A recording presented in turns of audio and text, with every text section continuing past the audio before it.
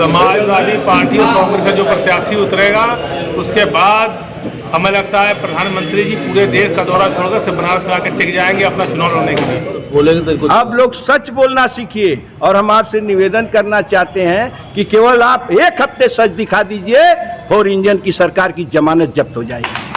केवल देखिए, जो सेवापुरी विधानसभा के भिटकुरी गांव में आदरणीय प्रधानमंत्री जी के संसदीय क्षेत्र में जो मोनिका पाल की हत्या हुई, उसके लिए हमारे राष्ट्रीय अध्यक्ष जी ने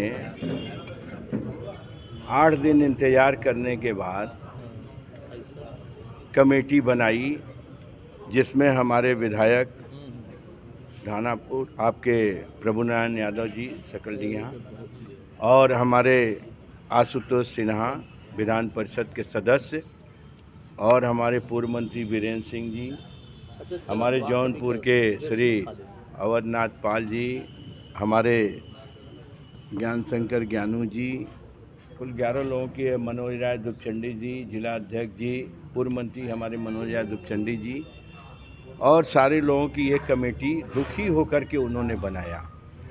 वो इस घटना से इतना दुखी हुए कि उनको लगा कि इस परिवार को न्याय मिलेगा, लेकिन वहाँ 4 इंजन की सरकार का कोई एक भी प्रतिनिधि नहीं गया और एक प्रतिनिधि गए, वो आपके बघेल जी जो केंद्रीय मंत्री हैं, कमंत्री जी, एसपी सिंह बघेल जी, वो वहाँ गए तो वहाँ पर एसओ थानेदार से पूछे कि क्राइम नंबर क्या है। एसओ ने क्राइम नंबर भी नहीं बताया। क्या गिरफ्तारी हुई, क्या कार्रवाई हुई, कोई जवाब नहीं मिला।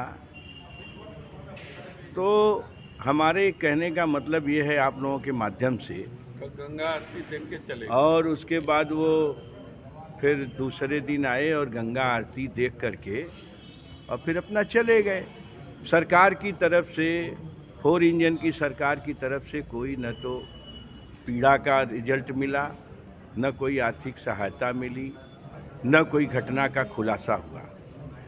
ये लोग नारी सशक्तिकरण की बात करते हैं। आप लोगों को पता होगा कि बीएचयू में अभी महामना की मंदिर में कैसी घटना घटी और उस घटना को अंजाम देने वाले लोग कौन थे, उस घटना के बारे में अब आप लोगों को भी कोई जानकारी नहीं है जानकारी कि केवल गिरफ्तारी करके जेल, वो 30 दिन बाद जेल भेजा गया और उस घटना में कौन कौन लोग थे, ये इतने दिन तक उसको बचा के रखा गया था। वो सरकार जानती थी कि भारतीय जनता पार्टी के हमारे पदाधिकारी हैं, इसलिए उनको बचा करके रखा। तो हमारा ये कहना है कि हमारे राष्ट्रीय अध्यक्ष जी ने उस पूरे परिवार को हम लोगों की कमेटी बना करके उनके दुख दर्द के लिए हम लोगों को भेजा है। उन्होंने कहा है कि आप उनकी गोपनीय रिपोर्ट ले आकर के हमको दीजिए और हम लोकसभा की सदन की जब कार्रवाई शुरू होगी तो उसमें हम उठाएंगे, राज्यसभा की कार्रवाई शुरू होगी तो उसमें इस घटना का जिक्र होगा, विधानसभा की कार्रवाई होगी तो उसमें ये घटना का जिक्र होगा और विधान परिषद का जब कार्रवाई होगा तो आशुतोष सिन्हा जी हैं, ये उसमें उस घटना का प्रस्तुतिकरण करेंगे। कोई मुकदमा 376 का नहीं दर्ज हुआ। मुकदमा उस तरीके का दर्ज हो गया, उसके साथ रेप हुआ, रेप होकर हत्या हो गई। बाकी अभी तक 376 नहीं दर्ज हुआ और कोई की गिरफ्तारी नहीं हुई किसी। अब इससे बड़ा क्या कहा जाए। और ये जो हमारे वहाँ पे जो लोग हैं, बीएचयू के जो लोग पकड़े गए, उन लोगों पे कौन कौन सी धारा लगी ये तो आप ही लोग जान रहे होंगे। आप लोगों से निवेदन है कि उस धारा का खुलासा कर दीजिएगा कि वो लोग जो पकड़े गए उन पे 376 लगा कि नहीं लगा। जो लोग पकड़े गए बीएचयू के, उनके ऊपर 376 कब लगेगा और उनका फ़ोटो किनके साथ था? उनका फ़ोटो हमारे आदरणीय देश के प्रधानमंत्री जी के साथ था। उनका फ़ोटो अब लोग सच बोलना सीखिए और हम आपसे निवेदन करना चाहते हैं कि केवल आप एक हफ्ते सच दिखा दीजिए, फोर इंजन की सरकार की जमानत जब्त हो जाएगी। केवल एक हफ्ते सच दिखाइए और कुछ नहीं कहेंगे। आप बताइए तो क्या बोले थे 2014 के पहले आए थे तो कि हम आएंगे तो महंगाई घटाएंगे, हम आएंगे तो 2 करोड़ नौकरी देंगे, हम आएंगे तो किसानों की आमदनी दूना करेंगे, हम आएंगे तो बेरोजगारी दूर करेंगे। आप लोग परिवार वाले हो ना, सभी लोग। सिलेंडर पहले कितने का खरीदते थे 2014 के पहले? बताएंगे? अरे हमारा भी हक है, आप रहने दीजिए, इन्हीं से पूछा जाए कितने का खरीदते थे, बोलेंगे। आप बता दीजिए। अरे आप बताइए।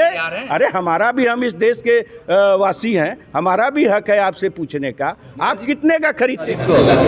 डेड बॉडी मिली, FIR आज तक कोई कार्रवाई नहीं। ये घटना का पता जब माननीय राष्ट्रीय अध्यक्ष लगा तो उन्होंने कमेटी बनाया। इस कमेटी में हमारे मंत्री लोग हैं, माननीय विधान परिषद के सदस्य लोग गए, घटना का जायजा लिया। परिवार के लोगों से मैं मिले, माननीय राष्ट्रीय अध्यक्ष जी ने कहा उनकी मंशा है कि आप मिलकर पूरी रिपोर्ट उनको देने का काम है। इस घटना को लेकर हम सड़क से लेकर सदन तक लड़ने का काम करेंगे और उस पीड़ित परिवार के लिए मैं पूरी तरह से समाजवादी पार्टी साथ खड़ी है, तन से मन से धन से। हम लोगों की मांग है कि उसके साथ न्याय। सरकार पूरी तरह से लिपा पोती करने का काम कर रही है, मामले का पर्दाफाश करने काम कर रही है, लेकिन हम समाजवादी पार्टी के लोग माननीय राष्ट्रीय अध्यक्ष जी चुप बैठने का काम नहीं करेंगे। जब भी मौका मिलेगा सदन चलेगा तो विधान परिषद से लेकर विधानसभा से लेकर लोकसभा में इस मामले को समाजवादी पार्टी उठाने का काम करेगी। पूरा प्रयास होगा कि उस परिवार को न्याय मिलने का काम। बिटकुरी का मामला विधान परिषद में भी उठेगा। देखिए, लगातार समाजवादी पार्टी गरीब, मजदूर, किसान, नौजवान, बुनकर, बेरोजगार की आवाज़ हमेशा सदन में उठाने का काम कर रही है। अभी आपने देखा होगा कि जब विधान परिषद चल रहा था, BHU में जो हमारी छात्रा बहन थी जिसके साथ जघन्य अपराध हुआ और 2 महीने बाद उसका खुलासा हुआ, उसके खिलाफ कोई अगर लड़ने का काम किया तो समाजवादी पार्टी लड़ने का काम सड़क से लेकर सदन तक करने का काम करती है। आज बिटकुरी जाने का काम समाजवादी पार्टी के लोगों ने किया और पूरा आदरणीय राष्ट्रीय अध्यक्ष जी के नेतृत्व में हम लोग यहाँ गए थे और मैं पूरा विश्वास से कहना चाहता हूँ कि ये आप सिर्फ विधानसभा, विधान परिषद नहीं, लोकसभा और राज्यसभा में उठने का काम होगा और लड़ाई इसकी सड़क से सदन तक लड़ने का काम समाजवादी पार्टी करेगी। और आपको दिखाई देगा आगे आने वाले समय पे उस परिवार के साथ समाजवादी पार्टी खड़ी थी, खड़ी है और न्याय की लड़ाई में साथ खड़ी दिखाई दी। ये जो नारा था बेटी बचाओ बेटी पढ़ाओ का, तो बेटी बचाओ का मतलब कि इन भारतीय जनता पार्टी के गुंडों से बेटियों को बचाने का ये नारा था, जिसको हम समझ नहीं पाए थे। अब आम जनता समझने लगी है कि अपनी बेटियों को बचाने का काम इस भारतीय जनता पार्टी गुंडों से करना। समाजवादी पार्टी और कांग्रेस का जो प्रत्याशी उतरेगा उसके बाद हमें लगता है प्रधानमंत्री जी पूरे देश का दौरा छोड़कर सिर्फ बनारस में आकर टिक जाएंगे अपना चुनाव लड़ने के लिए।